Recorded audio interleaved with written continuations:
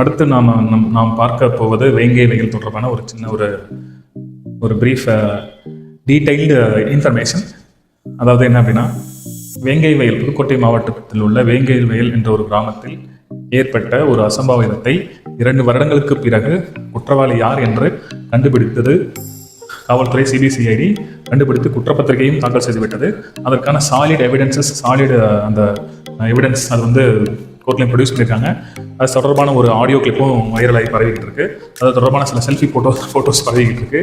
So இதெல்லாம் வச்சு பார்க்கும்போது காவல்துறை மற்றும் சிபிசிஐடி சிறப்பாக செயல்பட்டு அந்த பிரச்சனையை முற்றுப்புள்ளி கொண்டு வந்திருக்காங்க. அவங்கள அந்த குற்றப்பத்திரிகை தாக்கலில் என்ன சொல்லியிருக்காங்கன்ற இன்ஃபர்மேஷன் தான் நான் பேச போகிறேன்.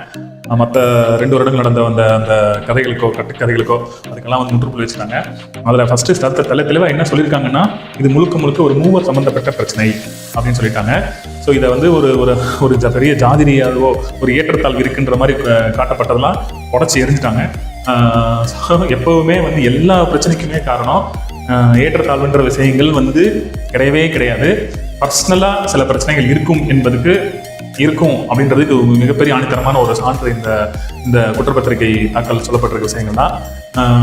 இதுக்கு ரொம்ப பேர் வரவேற்பு தெரிவிச்சிருக்காங்க, ரொம்ப பேர் வந்து இது வந்து எதிர்ப்பும் தெரிவிச்சிருக்காங்க. அது ஒரு பக்கம் எப்பவுமே இருக்கட்டும். நம்ம தமிழக முதல்வர் கூட இதை பற்றின செய்திகளை அக்செப்ட் பண்ணுங்க, இதுதான் உண்மை, நடந்ததுதான் உண்மை, தேவையில்லாத விஷயங்களை பரப்பாதீங்க அப்படின்னு சொல்லி ரெக்வஸ்ட் பண்ணி கேட்டிருக்காரு.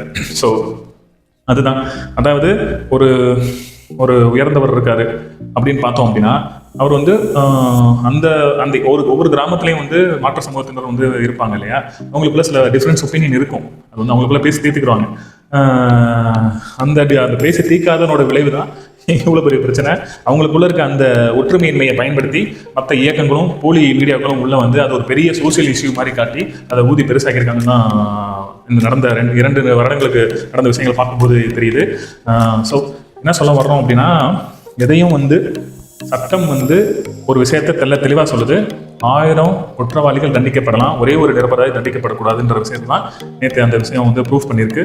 என்ன அப்படின்னா, அது தாமதமானாலும் சரியான ஆட்களை வந்து ப்ரொடியூஸ் பண்ணி உண்மையிலே பெரிய விஷயம் தான். எக்கச்சக்கமான ஒர்க் அவுட் பண்ணியிருக்காங்க.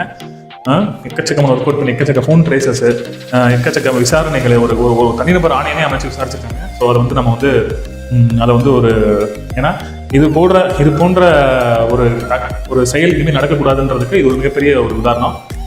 இவங்க அதை வந்து சக்ஸஸாக பண்ணியிருக்காங்க. அதுக்கு மிகப்பெரிய பாராட்டுகள் தெரிவிச்சிருக்கோம். நன்றி, வணக்கம்.